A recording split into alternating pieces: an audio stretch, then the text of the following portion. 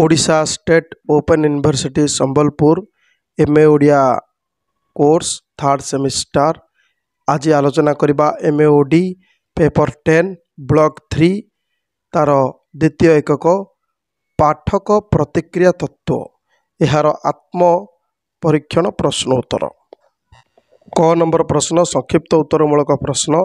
एक प्रश्न पाठक प्रतिक्रिया तत्व काहाकू कुहाଯାଏ? उत्तर है समालोचना को ग्रंथ सर्वस्व न करी पाठकर प्रतिक्रिया को मध्य विचार को नेबा उचित एवं पाठकर विचार अनुसार कौन से ग्रंथ बा लेखार अर्थ निरूपण करिबा एवं पाठकर भूमिका को गुरुत्व देई पाठकर मतामत को ग्रहण करिबा ताहा हेउछि पाठक प्रतिक्रिया तत्वर मूल विषय वस्तु।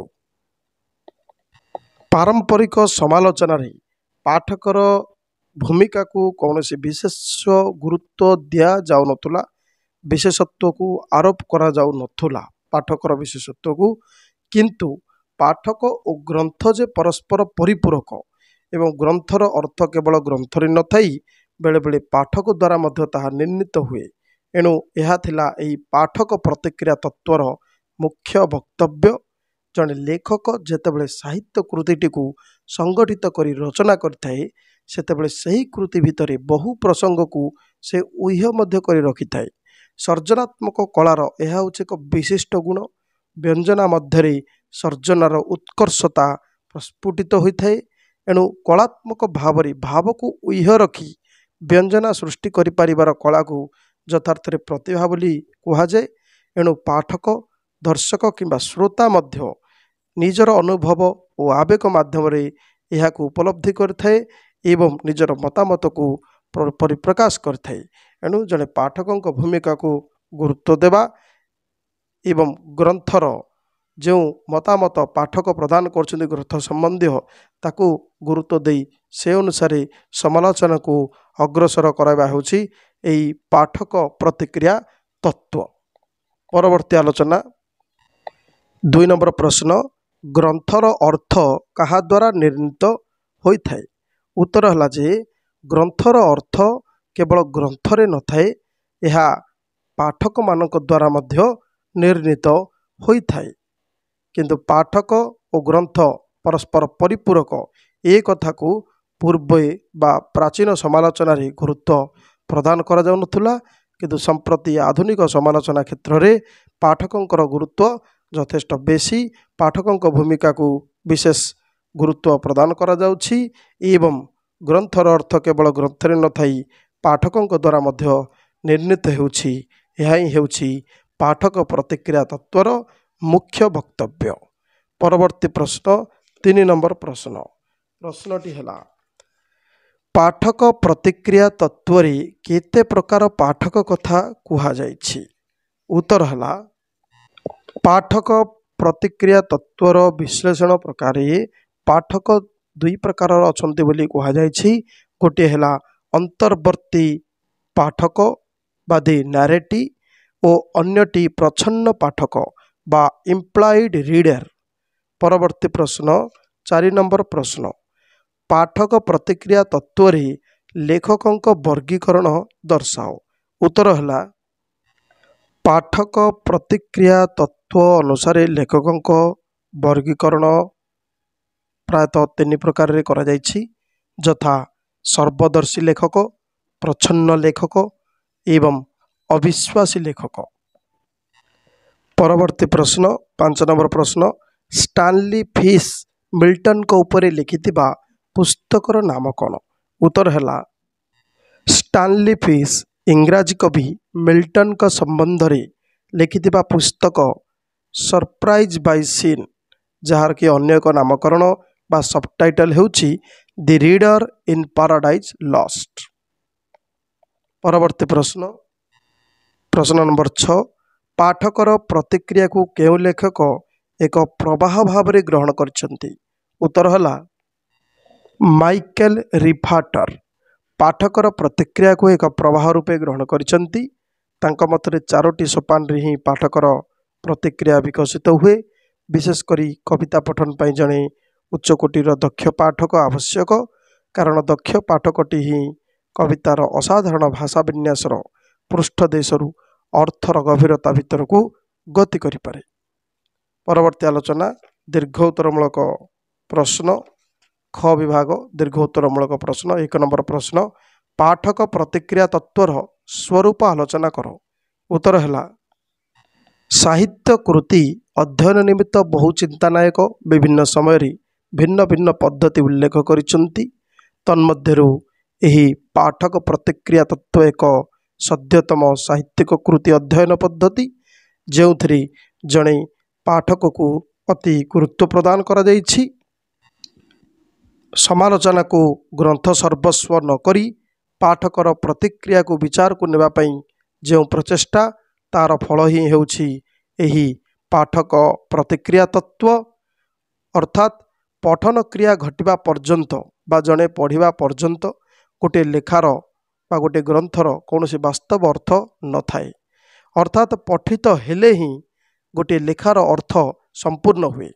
ग्रंथ सहित पाठकर बा पाठक सहित ग्रंथर संपर्क एवं ए संपर्कर विभिन्न दिग पर्यालोचना सांप्रतिक समालोचनार एही पाठक प्रतिक्रिया तत्व अटे। पारंपरिक समालोचना रे पाठकर भूमिका को कौनसी गुरुत्व प्रदान करा जाउ नथुला, किंतु पाठक और ग्रंथ परस्पर परिपूरक। ग्रंथर अर्थ केवल ग्रंथरे न थाए, पाठक द्वारा मध्य निर्णीत हुए। यह बुझिबा परे एही पाठक प्रतिक्रिया तत्व विकसित होइछि। जड़े लेखक जेतेबेले साहित्य कृतिटीए संगठित करी रचना करिथाए सेतेबेले सेही कृति भितरे बहु प्रसंग उह्य रही थाए। ताहाकु केवल पाठक ही खोजी बाहर करे निजर अनुभव और आवेग माध्यम। एणु पाठक प्रतिक्रिया तत्व सर्जन कला अध्ययनर एक सद्यतम विमर्श। एही तत्वरे साहित्य कृति को अध्ययन निमित्त पाठकर जो गुरुत्वपूर्ण भूमिका रही से संपर्क में आलोचना करा जाइछि।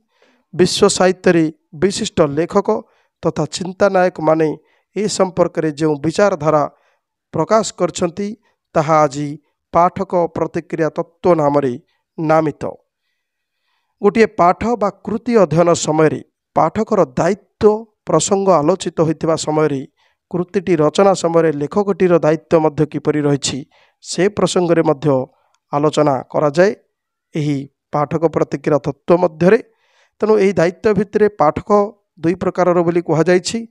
गोटे हेले अंतर्वर्ती पाठक बा दि नारेटी, आउ जने हेले प्रच्छन्न पाठक इम्प्लाइड रीडर। सही क्रम रे लेखक मध्य तीन प्रकार बोली दर्शा जाइछि, जेपरिक सर्वदर्शी लेखक, अविश्वास्य लेखक, प्रच्छन्न लेखक। गोटे साहित्य कृतिर व्याख्या बा अर्थर प्रकाश पाई पाठक अपरिहार्य। सही कृति कविता हेउ, गल्प हेउ बा जेकोसी रचना हेउ, तार अर्थ जे मात्र गोटे प्रकारर एवं ताहा जे सही रचना भितरे निहित भली सेमती किछि निश्चितता नहीं। विभिन्न पाठक विभिन्न दृष्टिकोणरू रचना भितर थिबा आभास इंगित को उपलब्धि करी भिन्न भिन्न अर्थरे ताहाको ग्रहण करिथान्ते। सेथिपाई रचनार शैली बा शब्दर गठन जेतिकी दायी, पाठकर आपणार सांस्कृतिक मूल्यबोध, साहित्य संबंधी ज्ञान तथा दक्षता उपरे ताहा सेतिकी निर्भरशील। मूल्यबोध तथा सांस्कृतिक परिप्रेक्ष्य को बाद देले कौनसी जिनिसर एक निरपेक्ष निश्चित अर्थ न थाए। जड़े पाठक साहित्य कृतिटीए पठन करने समय जो प्रतिक्रिया ता मध्य जागृत हुए ताहा पाठकर एक प्रासंगिकता अन्वेषणर सक्रिय अनुभूति। विभिन्न प्रसंग रे गोटे गोटे साहित्य कृति को विभिन्न दिगरु मध्य आलोचना करा जाय परि, जेपरि गोटे दृश्य को दर्शक आपणार दृष्टिकोण अलग अलग भावे निज भितर चित्रण करि पारे। दर्शक बिना दृश्यर मध्य स्थिति निरर्थक। दर्शक दृश्यटीए गढ़िबारे सक्रिय अंश ग्रहण करिथाए। सेही भली कविता गल्पर अर्थ प्रकाश रे पाठकर सक्रिय अवदान रही थाए। गोटे साहित्य रचना पाठ करने समय रे पाठक सही रचना मध्य थिबा शून्य स्थान गुड़िक मध्य पूरण कर चली थाए। गोटे कवितार दुई पाद मध्य थिबा शून्य स्थान पाठक ही पढ़िबा समय पूर्ण करिथाए। जड़े कवि बा लेखक सबु कथा सबु स्थान रे बुझाई कही न थांती। शब्दर गुम्फन भितरे जे शब्दर गुम्फन भितरे से जो शून्य स्थान छाड़ी जाई थांती सेगुड़ी को पूरण करने होची एक प्रकार पठन कला। यह पाठकर दक्षता उपरे पर्यवेसित।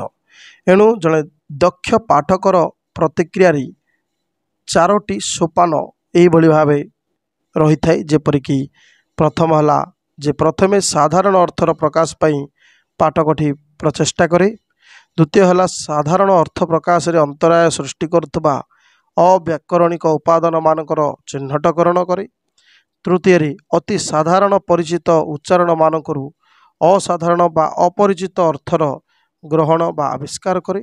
चतुर्थ है समग्र कृतिर असाधारणता को सूचई पारुथबा एवं सही असाधारणतारू उत्पन्न एक एकक शब्द बा एक संक्षिप्त उक्तिर उपादान को से ग्रहण करे। माइकेल रिफाटर पाठकर यही प्रतिक्रिया को एक प्रवाह रूपे ग्रहण करिसंती। तांका मत थिला यही चारोटी सोपान रे ही पाठकर प्रतिक्रिया विकसित होता है। पठन क्रिया घटिवा पर्यंत बा जणे पढ़िवा पर्यंत गोटे लेखा बा ग्रंथर कौनसी वास्तव अर्थ नहीं। अर्थात पठित हेले ही बा पाठ करागले ही गोटे लेखार अर्थ संपूर्ण बा अर्थ संपूर्ण हुए अर्थटी प्रकाश पाए। ग्रंथ सहित पाठकर बा पाठक सहित ग्रंथर संपर्क एवं यही संपर्कर विभिन्न दिगर पर्यालोचना सांप्रतिक समालोचनार एक नूतन आभिमुख्य। गोटे लेखा बा कृति थिबा संभाव्य अर्थराज को पाठक ही उपलब्धि करे। यही उपलब्धि एक निष्क्रिय भूमिका नुहे बरं पाठक कौन से ग्रंथ बा लेखार अर्थ निरूपण करिबारे एक सक्रिय माध्यम होइथाए। आलोचना करिबा परवर्ती दीर्घ उत्तरमूलक प्रश्न 2 नंबर प्रश्नटी है पाठक प्रतिक्रिया भित्तिक साहित्य समालोचनार परिसर दर्शाओ। उत्तर है गोटे साहित्यिक कृतिर अर्थ समयर परिवर्तन अनुसारी परिवर्तित होता है। यही परिवर्तन विभिन्न कालर पाठक मानक दृष्टिकोण और ग्रहण शैली उपरे निर्भर करता है। जर्मनी साहित्य समालोचना यही तत्वर प्रतिष्ठा करथिले आइजर सहकर्मी अध्यापक जोस। 1960 मसीहा बेलू जोस पाठक प्रतिक्रिया भित्तिक साहित्य समालोचना एक स्वविरोधी पद्धति बोली प्रकाश करथिले। कारण पाठक प्रतिक्रिया चिर परिवर्तनशील। एणु से पुरातन समालोचना पद्धति विरुद्ध निज समर्थकों सह स्वर उत्तोलन करथिले। पुरातन पद्धति द्वारा नूतन साहित्य कृति गुड़िकर आलोचना एक निरर्थक प्रयास भली सेमाने मने करुथिले। 20 शताब्दीर प्रारंभ रे विज्ञान जगत रे न्यूटन का तत्व जेपरी असंपूर्ण मने हेला एवं वैज्ञानिक माने नुआ परीक्षा निरीक्षा सह नूतन तत्वर अनुसंधान कले। ठीक सेहीपरि यही समालोचक माने पुरातन समालोचना पद्धति आधुनिक साहित्य आलोचना पर यथेष्ट नुहे बोली मने करथिले। यही तुलना जरिया जोश तांकर तत्व को जुक्ति को समृद्ध करथिले। चिरदिन पाई कौन सी समालोचना तत्व यथेष्ट नुहे कि प्रासंगिक मध्य नुहे। विभिन्न समय कवि लेखक कृति केउ जुगरे अधिक आग्रह सह स्वीकृति पाई तो केउ जुगरे यह विरोध करा जायछि समालोचना करा जायछि। परिवेशर परिवर्तन जुग धर्मर परिवर्तन सह यही समालोचनार परिवर्तन एणु अवसंभावी। तेणु कौन सी गोटे जुगर रचना से जुगर समालोचक द्वारा निंदित होते परवर्ती जुगरे बा आधुनिक समय मध्य से ही ताहा निंदित हो बोली यही विचार रखिबा ଯଥାର୍ଥ ନୁହେଁ। କାରଣ ପ୍ରାଚୀନ ଯୁଗର ପାଠକ ପ୍ରତିକ୍ରିୟା ସହ ପରବର୍ତ୍ତୀ ଯୁଗର ପାଠକ ପ୍ରତିକ୍ରିୟା ସମାନ ରହେ ନାହିଁ। ସାହିତ୍ୟ କୃତି ଗୋଟିଏ ଜଡ଼ ବସ୍ତୁ ନୁହେଁ, ପଥର ଖଣ୍ଡଟି ଭଳି ଯୁଗର ପରିସ୍ରୋତରେ ତାହା ପ୍ରତି ଥିବା ଏଇ ଯେଉଁ ପ୍ରତିକ୍ରିୟା, ଏହା କ'ଣ ସବୁବେଳେ ସର୍ବଶ୍ରେଷ୍ଠ? ଏହା ଆଦୌ ନୁହେଁ। ତେଣୁ ଜୋଶଙ୍କ ଏହି ପାଠକ ପ୍ରତିକ୍ରିୟା ଭିତ୍ତିକ ସାହିତ୍ୟ ସମାଲୋଚନା ଏକ ସ୍ୱବିରୋଧୀ ପଦ୍ଧତି, କାରଣ ପାଠକ ପ୍ରତିକ୍ରିୟା ଚିର ପରିବର୍ତ୍ତନଶୀଳ ବୋଲି ସେ ମତାମତ ରଖିଥିଲେ। ଆଧୁନିକ ପାଠକ ଓ ପୁରାତନ ରଚନା ଭିତରେ ଥିବା ସମ୍ପର୍କ ଅତୀତ ଏବଂ ବର୍ତ୍ତମାନ ମଧ୍ୟରେ ଏକ ସଂଳାପ ବା ପାରସ୍ପରିକ କ୍ରିୟା। ଆପଣା ଯୁଗଦର୍ଶର ଆବଶ୍ୟକତା ଅନୁଯାୟୀ ପାଠକ ଗୋଟିଏ ଲେଖାର ବିବେଚନା କରିଥାଏ, କାରଣ ଆପଣାର ଯୁଗାଦର୍ଶରୁ ସମ୍ପୂର୍ଣ୍ଣ ଭିନ୍ନ ହୋଇ ଅତୀତର କୌଣସି ପର୍ଯ୍ୟାୟରେ ଉପନୀତ ହେବା ସମ୍ଭବ ନୁହେଁ। ଏଣୁ ପାଠକ ପ୍ରତିକ୍ରିୟା ତତ୍ତ୍ୱକୁ ଭିତ୍ତି କରି କୌଣସି କୃତି ସମ୍ପର୍କରେ ଏକ ସାର୍ବକାଳିକ ଧ୍ରୁବବାକ୍ୟ ପରିବେଷଣ ସମାଲୋଚନା ପକ୍ଷରେ ସମ୍ଭବ ନୁହେଁ। ଲେଖକ ମଧ୍ୟ ବହୁ ସମୟରେ ପାଠକର ଆଶା ଆକାଂକ୍ଷାକୁ ଆଖି ଆଗରେ ରଖି ନିଜର ଲେଖା ଲେଖିଥାଏ। ସେହି ଦୃଷ୍ଟିରୁ ଅନେକ ସାହିତ୍ୟ ରଚନା ପାଠକ ଦ୍ୱାରା ବହୁ ପରିମାଣରେ ମଧ୍ୟ ନିୟନ୍ତ୍ରିତ। ଜୋସ୍ ତାଙ୍କର ତତ୍ତ୍ୱ ନିର୍ଣ୍ଣୟ କରିବା ସମୟରେ ଜର୍ମାନୀର ସାହିତ୍ୟ ବାତାବରଣରେ ବହୁ ଲେଖକ ପ୍ରତିଷ୍ଠିତ ପାରମ୍ପରିକ ରଚନା ଶୈଳୀକୁ ବିରୋଧ କରୁଥିଲେ ଏବଂ ପାଠକମାନଙ୍କ ପାଇଁ ନୂତନ ଆଶା ଆକାଂକ୍ଷାର ବଳୟ ସୃଷ୍ଟି କରିପାରିଥିଲେ। ଉଦାହରଣ ସ୍ୱରୂପ ବଦଲେୟାରଙ୍କ ଲେଖାରେ ବୁର୍ଜୁଆ ଆଦର୍ଶ ବିରୋଧ ଓ ସୌରବାଦୀ କବିତା ଶିଳ୍ପର ବିରୁଦ୍ଧାଚରଣ ସମସାମୟିକ ପାଠକମାନଙ୍କ ଭିତରେ ଏକ ନୂତନ ଉଦ୍ଦୀପନା ସୃଷ୍ଟି କରିଥିଲା ବୋଲି ଜୋସ୍ ମତ ଦିଅନ୍ତି। ଆମେରିକାରେ ପାଠକ ପ୍ରତିକ୍ରିୟା ତତ୍ତ୍ୱର ଜଣେ ପୁରୋଧା ହେଉଛନ୍ତି ସମାଲୋଚକ ଷ୍ଟାନଲି ଫିସ୍। ସେ ପାଠକର ପଠାନୁଭୂତିକୁ ଏକ ଗତିଶୀଳ ପ୍ରକ୍ରିୟା ରୂପେ ଅଭିହିତ କରିଥିଲେ। ସେ ସାହିତ୍ୟିକ ସାଧୁ ଶବ୍ଦକୁ ଅଣସାହିତ୍ୟିକ ସାଧାରଣ ଶବ୍ଦଠାରୁ ଅଧିକ ମର୍ଯ୍ୟାଦା ଦୃଷ୍ଟିରେ ବିଚାର କରୁନଥିଲେ। ତାଙ୍କ ମତରେ ସାହିତ୍ୟିକ ଓ ଅଣସାହିତ୍ୟିକ ବାକ୍ୟମାନଙ୍କ ଅନୁଶୀଳନ ପାଇଁ ଆମେ ଗୋଟିଏ ପ୍ରକାର ପଠନ ପନ୍ଥା ଅବଲମ୍ବନ କରିଥାଉ। ପାଠକର ପ୍ରତିକ୍ରିୟା ଗୋଟିଏ ବାକ୍ୟରେ ଥିବା ଶବ୍ଦକ୍ରମ ଅନୁସାରେ ନିର୍ଣ୍ଣିତ ହୁଏ। ଶବ୍ଦମାନଙ୍କ ଭିତରେ ଥିବା ଅର୍ଥଗତ ପାର୍ଥକ୍ୟ ତଥା ବିରୋଧକୁ ସାମ୍ନା କରିବା ଫଳରେ ଗୋଟିଏ ବାକ୍ୟ ସମ୍ପୂର୍ଣ୍ଣ ରୂପେ ପାଠ କରିବା ବେଳକୁ ପାଠକ ବହୁ ଅର୍ଥ ଗଢ଼ିଥାଏ ଏବଂ ଭାଙ୍ଗିଥାଏ। ତେଣୁ ଗୋଟିଏ ବାକ୍ୟର ବିଭିନ୍ନ ପର୍ଯ୍ୟାୟରେ ଭିନ୍ନ ଭିନ୍ନ ଅର୍ଥ ଆହରଣ କରୁଥିବାରୁ ପାଠକକୁ ଏକ ପରିବର୍ତ୍ତନଶୀଳ ଗତିଶୀଳତା ଭିତରେ ସକଳ ଭିନ୍ନତା ମଧ୍ୟରେ ସମନ୍ୱୟ ସ୍ଥାପନ କରିବାକୁ ପଡ଼େ। ପାଠକର ଅବବୋଧ ପଠନର ସମ୍ପୂର୍ଣ୍ଣ ଗତିଶୀଳତା ଉପରେ ନିର୍ଭର କରେ। ଷ୍ଟାନଲି ଫିସ୍ ସେ ମଧ୍ୟ ଇଂରାଜୀ କବି ମିଲ୍ଟନଙ୍କ ସମ୍ବନ୍ଧରେ ଲେଖିଥିବା ନିଜର ପୁସ୍ତକ ସରପ୍ରାଇଜ୍ ବାଇ ସିନ୍, ଯାହାର କି ଅନ୍ୟ ନାମ ହେଲା ଦି ରିଡର ଇନ୍ ପାରାଡାଇଜ୍ ଲଷ୍ଟ, ଏହା ପାଠ କଲାବେଳେ ପାଠକ କିଭଳି ସମସ୍ୟାରେ ସନ୍ଦିଗ୍ଧ ହୁଏ ତାହାକୁ ଆଲୋଚନା କରିଛନ୍ତି। ମିଲ୍ଟନଙ୍କ ଶବ୍ଦ ବିନ୍ୟାସର ଜଟିଳ ସଜ୍ଜୀକରଣରେ ପାଠକ କବଳିତ ହୁଏ ଏବଂ ବାରମ୍ବାର ଗୋଟିଏ ପର୍ଯ୍ୟାୟରେ ଭାବିଥିବା ଅର୍ଥକୁ ପରବର୍ତ୍ତୀ ପର୍ଯ୍ୟାୟରେ ସଂଶୋଧିତ କରିବାକୁ ବାଧ୍ୟ ହୁଏ। ବୋଧହୁଏ ପାଠକ ଏହି ଅନୁଭୂତି ଭିତରେ ନିଜର ଅଧଃପତନକୁ ଆବିଷ୍କାର କରେ। ଫିସ୍ଙ୍କ ମତରେ ପାଠାନୁଭୂତି ହିଁ ସବୁଠାରୁ ଗୁରୁତ୍ୱପୂର୍ଣ୍ଣ। ଲେଖକର ଉଦ୍ଦେଶ୍ୟ ପ୍ରଣୋଦିତ ବିନ୍ୟାସ ବା ଲେଖାର ଗଠନ ଧର୍ମ ପାଠକର ନିଜସ୍ୱ ସମୀକ୍ଷା ଦ୍ୱାରା ହିଁ ଉନ୍ମୋଚିତ ହୁଏ। ପଠନାନୁଭୂତି ବାହାରେ ସେସବୁର କୌଣସି ପ୍ରାକ୍ ସ୍ଥିତି ଅସ୍ୱୀକାର୍ଯ୍ୟ। ଏହିପରି ଭାବେ ଦେଖିବାକୁ ଗଲେ ପାଠକ ପ୍ରତିକ୍ରିୟା ଭିତ୍ତିକ ସାହିତ୍ୟ ସମାଲୋଚନାର ପରିସର ବ୍ୟାପକ ଥିବା ଜଣାଯାଏ। ପରବର୍ତ୍ତୀ ପ୍ରଶ୍ନ 3 ନମ୍ବର ଦୀର୍ଘ ଉତ୍ତରମୂଳକ ପ୍ରଶ୍ନ। ପାଠକ ପ୍ରତିକ୍ରିୟା ତତ୍ତ୍ୱ ସମ୍ପର୍କରେ ଥିବା ବିଚାରଧାରା ଗୁଡ଼ିକ ଆଲୋଚନା କର। ଉତ୍ତର ହେଲା ପାଠକ ପ୍ରତିକ୍ରିୟା ତତ୍ତ୍ୱର ପୁରୋଧାମାନେ ପୃଥକ ପୃଥକ ଚିନ୍ତାଧାରାର ଓ ପରମ୍ପରାର ଥିଲେ। ତାତ୍ତ୍ୱିକ ପାର୍ଥକ୍ୟ ସତ୍ତ୍ୱେ ପଠନ ପ୍ରକ୍ରିୟାର ଗୁରୁତ୍ୱ ସମସ୍ତେ ମୁକ୍ତ କଣ୍ଠରେ ସ୍ୱୀକାର କରିଥିଲେ। ପଠନ ଶୈଳୀର ପରମ୍ପରା, ପାଠକର ବ୍ୟକ୍ତିଗତ ଓ ସାମ୍ପ୍ରଦାୟିକ ପ୍ରବୃତ୍ତି, ମନସ୍ତାତ୍ତ୍ୱିକ ପ୍ରବଣତା, ପାଠକର ସାହିତ୍ୟ ସମ୍ପର୍କିତ ଜ୍ଞାନ ତଥା ପଠନ ବସ୍ତୁର ଗଠନ କ୍ରମ ଆଦି ବହୁ ପ୍ରସଙ୍ଗ ଏମାନଙ୍କ ବିଶ୍ଳେଷଣର थिला परिसरभुक्त।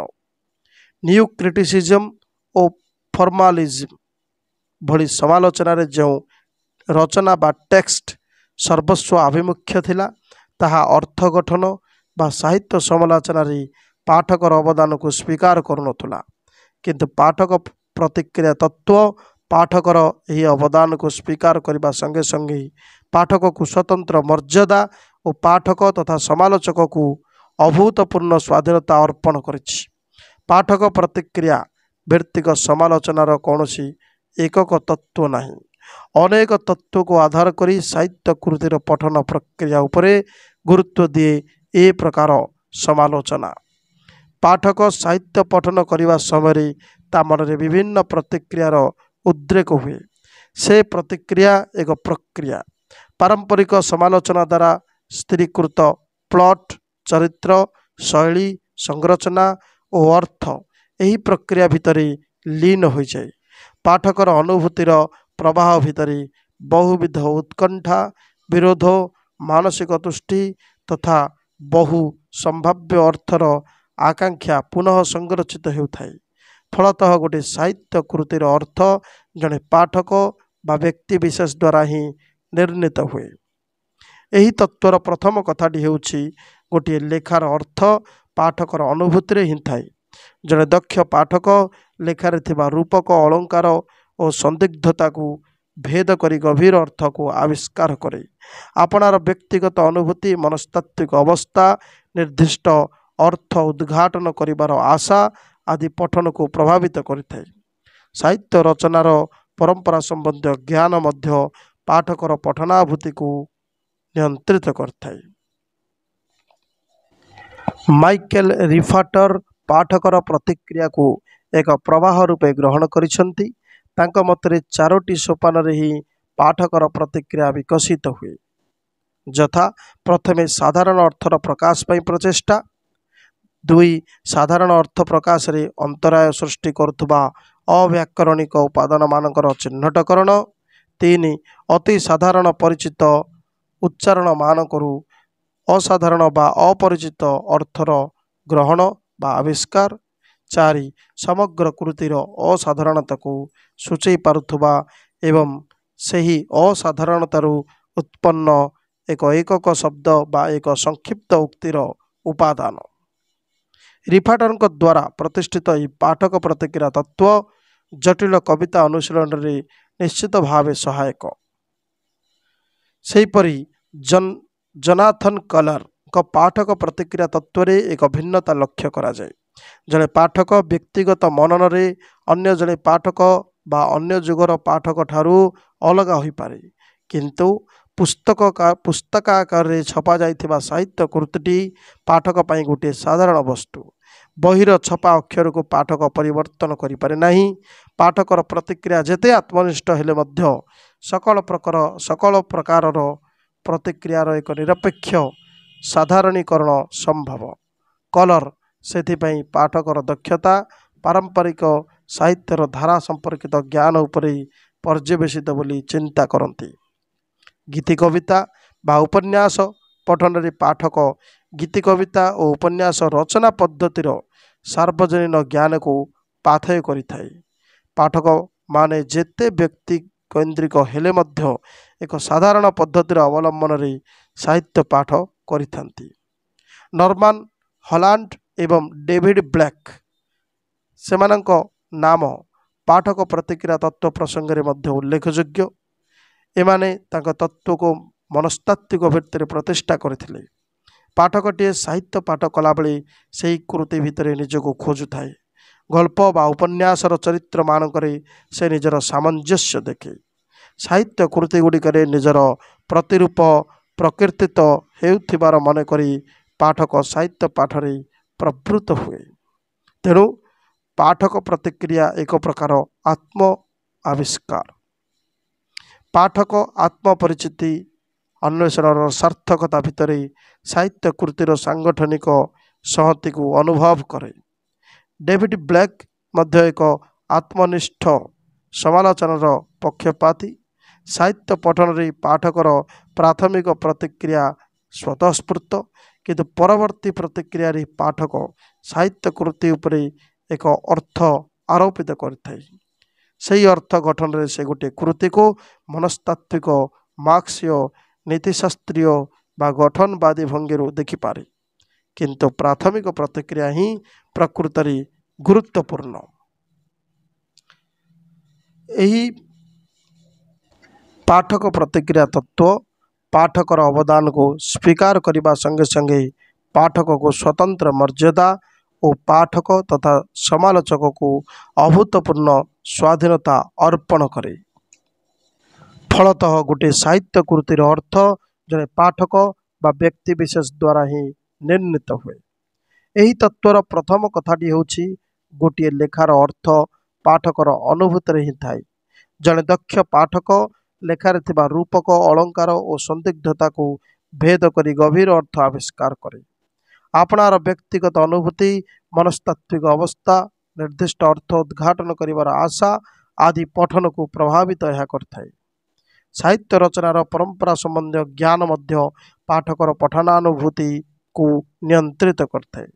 नॉर्मन हॉलैंड तांका मनस्तात्विक विश्लेषण भित्तिक पुस्तक दि डायनामिक्स ऑफ लिटरेरी रेस्पॉन्स 1968 मसीह से मत देइथिले जे पाठक तार दिवा स्वप्न बा अवास्तव कल्पना प्रसूत इच्छा गुड़िक साहित्य पठन द्वारा ही चरितार्थ करते। गोटे साहित्य कृति भितर थिबा विभिन्न अंश विचारधारा ता भितर संयोग सूत्रटी तैयारी करे जड़े सुदक्ष पाठक। विभिन्न समय साहित्य कृति पाठ करने भितरे निज अजनारे पाठक निज अवचेतन थिबा अवदमित इच्छा और भय को आविष्कार करे। पुणी से इच्छा और भय पठन भितर विशोधित बा ग्रहणीय स्तर को उन्नीत हुए। साहित्य पाठक भितरु तार आशा आकांक्षा को अवचेतनारू चेतन को काढ़ी आनिबा सह से गुड़ी को परिवर्तित करे एक भिन्न रूप भिन्न तात्पर्य। यही परिवर्तन प्रक्रिया पठन को एक मधुर अनुभव परिणत करे। हॉलैंड तांकर प्रबंध पठन और परिचय रीडिंग एंड आइडेंटिटी से पाठकर आशा प्रत्याशार क्रमिकता भितर साहित्य कृति किभली अवस्थापित ताहा आलोचना करछन्ति। प्रतिटी पाठकर एक मौलिक बा स्थायी परिचय रही। सही परिचय तार व्यक्तित्व चरित्र और जीवन यापन शैलीर स्वरूप। तेणु आपणार व्यक्तिगत जीवन शैली अनुसार पाठकर साहित्य सह संपर्क और पठन धर्म निर्णीत होता है।